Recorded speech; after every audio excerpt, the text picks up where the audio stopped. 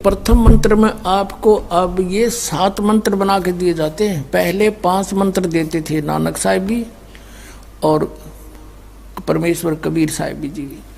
फिर ये हैं 5 नाम हैं जो हमारे कमलों में ये प्रधान बैठे हैं। मूल कमल में गणेश जी, स्वाद चक्र में सावित्री ब्रह्मा जी, नाभि कमल में विष्णु और लक्ष्मी जी, हृदय कमल में शिव पार्वती जी और कंठ कमल में ये दुर्गा जी। तो ये 7 नाम इसलिए देते हम कि मान लीजिए उपदेश ले लिया और ये प्रथम मंत्र एक बार मेरे मुख से भी सुन लिया मालिक की स्थिति जैसे हम देते हैं, और फिर उसकी उस सुनने के बाद साथ साथ बोल लिया और फिर भी मृत्यु हो जाती है, तब मनुष्य जीवन गारंटीड है उस व्यक्ति को, ये गारंटी देता है। और यदि उसने जाप कर लिया कुछ दिन और विश्वास ठीक रहा तो वो स्वस्थ भी होगा और इसकी इसी जीवन में आयु बढ़ती चली जाएगी, परमात्मा बढ़ाता चला जाएगा जब तक उसका मोक्ष नहीं होगा, इससे जन्म में पार कर देगा आपको। तो इसलिए ये 7 मंत्र दिए जाते हैं। ये पहले वाला लास्ट वाला मंत्र आपको जन्म दिलाएगा तुरंत, मनुष्य जीवन का गारंटीड है, मृत्यु भी हो जाएगी पुण्यात्मा। इसलिए मान लीजिए किसी का कोई बीमार है, या 80% व्यक्ति दुखी आए हुए, और जो विश्वास कर लेता उनको गारंटीड बात पूछ लो, यहाँ लाखों बैठे होंगे आ जाते हैं, सुनते रहना और सब स्वस्थ हो जाते हैं। तो ये वो परमात्मा है। तो इसलिए प्रथम मंत्र जो आपको दिए जाते हैं इनमें ये 2 मंत्र अब कंपलसरी थे, पहले नहीं थे ये। तो इसलिए परमात्मा ने कंप्लीट कोर्स बना करके गरीबदास जी के माध्यम से हमारे तक पहुंचाया है। और जैसे आप जी किसी का जैसे विदेश गए हो, स्वदेश आना है, वहाँ आपने कोई कारोबार शुरू कर रखा है, कोई फैक्ट्री वगैरह लगा रखी है और आपका ठीक से काम चला नहीं, आपका बिजली का कनेक्शन कट गया, टेलीफोन कनेक्शन कट गया, पानी का कनेक्शन कट गया, गैस कनेक्शन कट गया, पैसे बने नहीं तो आप कंडम हो गए। और वहाँ कोई ऐसा प्रभावशाली व्यक्ति आपको मिल जावे, सरकार को गारंटर बनाए कि भाई तुम इनका चालू करो कनेक्शन, मैं गारंटर बनता हूँ, और फिर उसको कहेगा भी जो पैसे तो देगा यही तेरे कर्जा उतारेगा, नहीं तो फिर काट दियो ना, वो देता क्या बात है। तो ऐसे ये दास आपका गारंटर बनता है और आपके सब कनेक्शन चालू करवाता है, लेकिन इनकी मजदूरी करके ये देने पड़ेंगे, तुमने कर्जा आप उतारना पड़ेगा। और परमात्मा जो है कुछ अपने कोटे से भी आपको पैसे देता, क्योंकि आप चला ही नहीं सकते अपनी फैक्ट्री को बगैर थोड़ा बहुत और सारा ना मिल रहा कहीं से, तो वो बगैर आपके वैसे सब्सिडी समझ लो ऐसे देता है। तो परमात्मा पहले आपको सब्सिडी देता है जिससे आप अपना काम चलाओ और फिर डट कर भक्ति करो, मर्यादा में रहो, आप धनी हो जाओगे, बहुत शीघ्र धनी हो जाओगे। बहुत कीमत है इन मंत्रों की। इन भगवानों के जो 5 प्रधानों से आपने मुक्त होना है, त्रिकुटी पर जब जा सको हो उस समय पहुंच पाओगे जब इनसे आप अपना नो डू सर्टिफिकेट ले लोगे। अब ये मंत्र जो 2 मंत्र फर्स्ट और लास्ट है इन 7 मंत्रों में, इसके साथ मिलने से ये मंत्र जो प्रथम जाप आप करते हो, इनका ऋण मुक्त हो जाने के बाद भी कुछ आपकी कमाई यदि बचगी तो इन 2 मंत्रों के प्रभाव से ये कन्वर्ट हो जाएगी आपकी सतलोक चालन नालियां में, इनमें से बच भी गई तय। और फिर जब आप यहाँ से प्रस्थान करोगे तो आपका अकाउंट, अब ये कहते हैं राधा स्वामी धन धन सतगुरु वाले, ये जय गुरुदेव वाले कहते हैं, हमारे गुरुजी तो कहते हैं हम तो सीधे त्रिकुटी से चलते हैं। यहाँ बताते हैं त्रिकुटी यहाँ नहीं है, त्रिकुटी इसके पीछे बैक में है, यहाँ पर जो नीचे से सारा ये तंत्र साथ मिला हुआ आता है, यहाँ है पीछे। ये कहते हैं हमने ना तो वेदों की आवश्यकता, ना किताबों किसी और, ना हम गीता को मानते, ये भी तो किसी ने लिखी है। और हम तो सीधे त्रिकुटी से प्रारंभ करते हैं अपना रास्ता, त्रिकुटी से, उसका किसी ने नहीं पता। ये सारे ऋषि महर्षि त्रिकुटी माथा मारा करते और उन्हें खक नहीं पाया आज तक। त्रिकुटी से तो बहुत आगे जाना हमने, और त्रिकुटी पर जाना कोई बालकों का खेल है, कोई बरवाले का बस स्टैंड है, चाहे पैदल पहुंच जाओ चाहे रिक्शा में बैठ कर पहुंच जाओ। त्रिकुटी इज द इंटरनेशनल एयरपोर्ट, त्रिकुटी अंतर्राष्ट्रीय हवाई अड्डा जानो।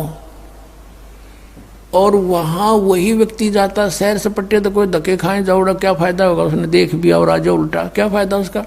वहां पर केवल वही व्यक्ति जाता है जो पहले टारगेट बना चुका होता है, और उस जिस देश में जाना है उसका पासपोर्ट और यहाँ की सरकार से नो ड्यू सर्टिफिकेट, और तब वो उस इंटरनेशनल एयरपोर्ट पर जाकर कुछ लाभ उठा सकता है। तो वहां से फिर आगे कैसे जाएंगे, उस त्रिकुटी पर पहुंचने के लिए तो सारा झंझट है, उस पर जाए पाचा फिर आप पे काम बन गया। तो त्रिकुटी पर जाने से पहले हमने इन भगवानों से नो ड्यू सर्टिफिकेट लेने पड़ेंगे। और आपकी ये ऐसी भक्ति है, इसे ऑटोमेटिक, ये देवता है, ये कोई किसी के साथ भेदभाव नहीं करते, आपकी कमाई एग्जैक्ट लिखी पाएगी कंप्यूटर की तरह, और जो आपका ड्यू शेष होगा आपको थमा दिया जाएगा। हृदय कमल में जीव रहता है, और इसके यहाँ से फिर ये सबसे पहले इसका रास्ता है त्रिकुटी में जाने का, सबसे पहले मूल कमल में जाना पड़ेगा। मूल कमल से फिर सीधा रास्ता बनता है त्रिकुटी तक जाने का। उससे पहले गणेश जी के लोक में से गुजरना पड़ेगा, उसका एक जैसे बैरियर होते हैं प्रत्येक बॉर्डर पे, यहाँ ऐसे बैरियर हैं। वहाँ जब आप जाओगे आपके सामने आपके मस्तिष्क पर जैसे लॉकेट होता है ऐसा लगा पाएगा, और तुरंत आपको कहा जाएगा चलो आप जाओ, आपकी ये पूंजी, और वो आपके उस मस्तिष्क में ऐसे लॉकेट पे वो नो ड्यू सर्टिफिकेट छपता चला जाएगा। फिर आगे चलोगे आप, आगे आप पहुंचोगे जब विष्णु जी के लोक में, वहां भी आपको ऑटोमेटिक मिलेगा, कोई बाधा नहीं मिलेगी, क्योंकि वहां तो चोरों को पकड़ा जाता है, सा को थोड़ा, वो देवता भी तो हैं, वो किसी के साथ जरा सी भी गड़बड़ नहीं करते। फिर ऐसे शिव के लोक में से शिव का इस कमल में हृदय कमल से फिर त्रिकुटी कंठ कमल में आएंगे, फिर हम त्रिकुटी पर पहुंचेंगे। अब त्रिकुटी पर जाने के बाद इस सतनाम के जो प्रथम मंत्र का अकाउंट वहां देंगे, लेकिन वहां पर यह काल बकवाद करवा देता है। यहाँ का जो जितने देव हैं ये अपने सतर पर कोई गलती नहीं करते, ये करवाता है।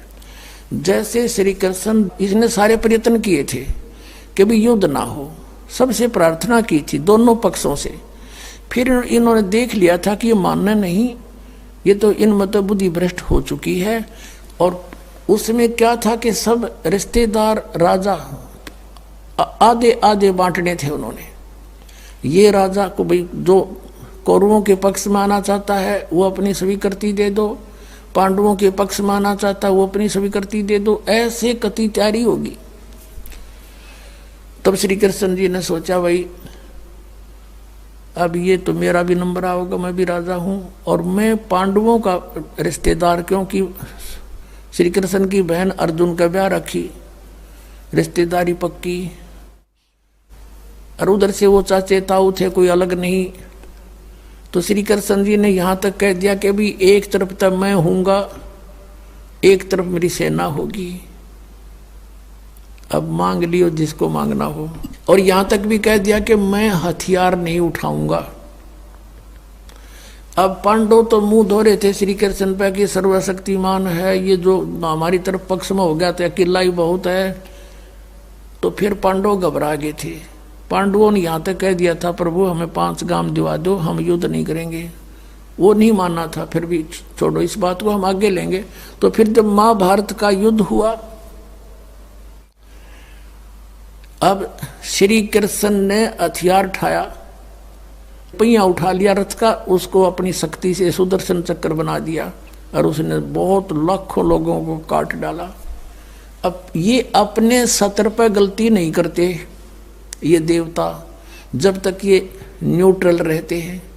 और जब इस काल ने इन पर प्रभाव किया, अंदर प्रवेश कर गया इसके काल, श्री कृष्ण के पाप को बनवा दिए इसके, और सुदर्शन चक्र उठवा दिया, झूठा बना दिया, वह प्रतिज्ञा भंग करवा दी। ऐसे ये त्रिकुटी पर जाकर चाल चाला है, यहां तक नहीं बोलता ये। अब वहां ये कोशिश करता है कि इसको यहां उलझा दूं।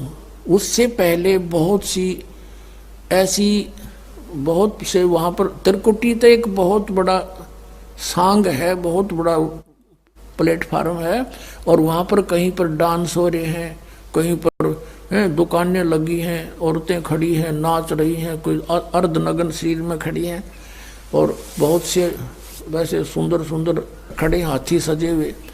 तो ये जीव वहाँ जाकर बिचल जाता है। सब ये नकली गुरु भी वहीं खड़े हैं, नकली गुरुओं का रूप बनाकर तो काल आता है, और अपने असली गुरु का रूप बनाकर परमात्मा आते। इस दास के रूप में आपको त्रिकुटी पे उपलब्ध होंगे परमात्मा। तो वहाँ क्या होगा कि कई बार ये काल भी परमात्मा यानी असली गुरु का रूप बनाकर खड़ा हो जाता है। तो सबसे पहले आप क्या करोगे, प्रणाम जब करोगे गुरुदेव को, ये स्वभाव तो आपका यहाँ बना ही दिया जाता है, गुरु जी दिखे दंडवत करोगे। दंडवत करते समय एक सतनाम का सुमरण अवश्य करना होता है। 1 सेकंड, ये 10 सेकंड मुश्किल से लगती है। श्वास उस श्वास का सिमरण करें प्रणाम करते समय, और उठकर जब देखोगे यदि परमात्मा होंगे तो एज इट इज पाओगे, और जब काल होगा दास के रूप में तो उसका स्वरूप बदला पाओगा, ऊपर का कपड़ा हटा पाओगा, उसका असली सूरत मिल जाएगी, तो आप वहाँ से बच जाओगे। अब फिर क्या होगा कि फिर तुम जैसे यहाँ आप देखते हो गुरु जी आगे सारे पीछे पीछे हो लेते हो, तो वहाँ जब मृत्यु होगी आपको सपना सा दिखेगा। जैसे आप किसी ऑफिस में गए हो किसी कामवश, और वहाँ आपका काम फटाफट होता जा रहा है, नहीं होता है तो आप दुखी हो रहे हो, बार बार बैठ कर रो रहे हो, तो ऐसे ही चलेगा वो। तो वहाँ जाते ही जब आपको गुरुजी दिखेंगे, आप एकदम इसी स्वभाव से जो आपकी यहाँ रिहर्सल हो रही है, आपके अंदर जो आस्था कसक पैदा हो रही है, ये वहाँ काम आएगी आपके। तो ये सब रिहर्सल यहाँ कराई जा रही है कि गुरु को परमात्मा जानकर ये सब क्रियाएं करो, तो वहाँ ये आपके काम आऊंगी, वहाँ अपने यूज होंगी ये सारी फार्मूले।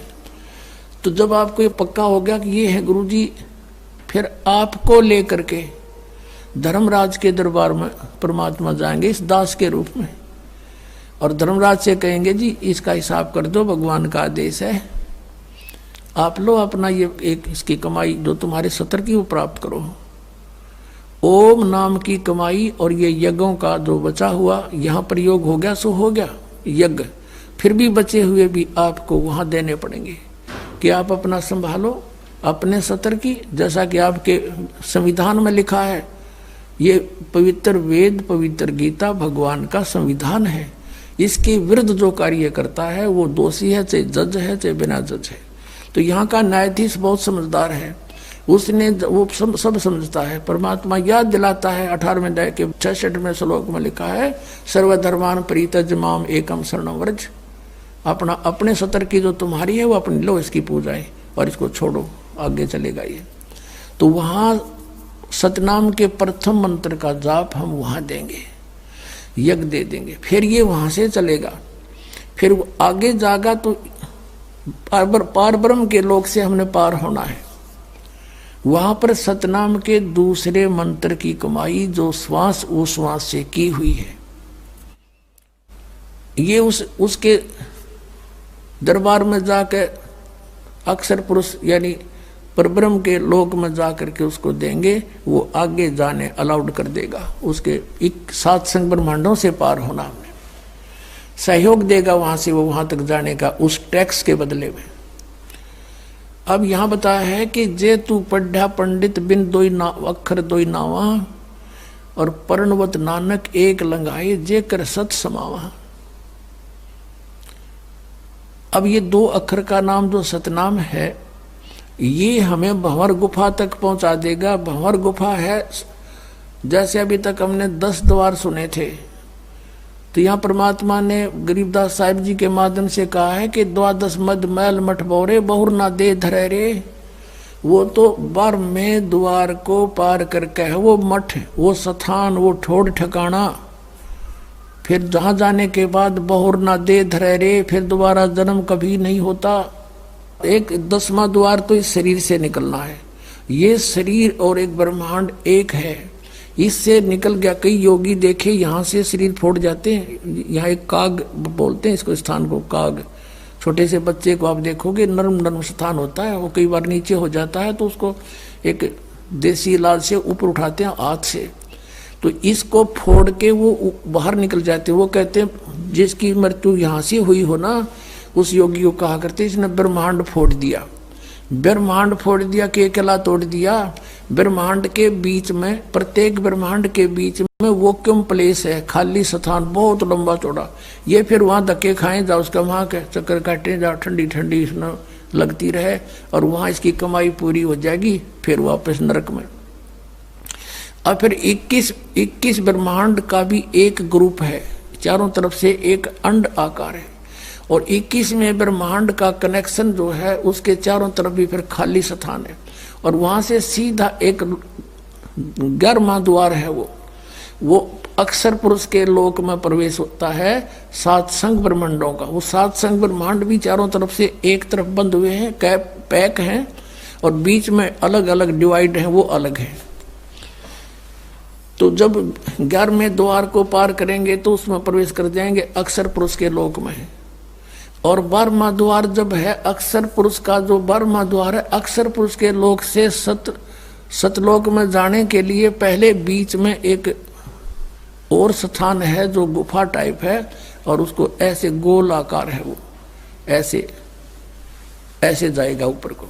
तो वहां जब हम 12वें द्वार पर खड़े हो जाते हैं, इसका जो अक्षर पुरुष का चारों तरफ से जो बंद है उसके पारदर्शक है वो, वहां से सतलोक दिखाई देता उस आत्मा को जिसके पास सार नाम की कमाई है। अन्य को नहीं दिखता, अक्षर पुरुष के लोग व्यक्तियों को नहीं दिखता, वहां के प्राणियों को नहीं दिखता, तो वहां से फिर वो दिखाई देता है। अब जैसे नानक साहब ने कहा है कि एक छुड़ावे एक लखावे, यूं तो छुड़ाओगा कालते सतनाम का पहला मंत्र ओम, और वो जो दूसरा मंत्र है वो लखावेगा, वहां जाके एंड पे बैठा देगा, और वहां से आपको सतलोक दिखाई देगा, पार नहीं हो सकते।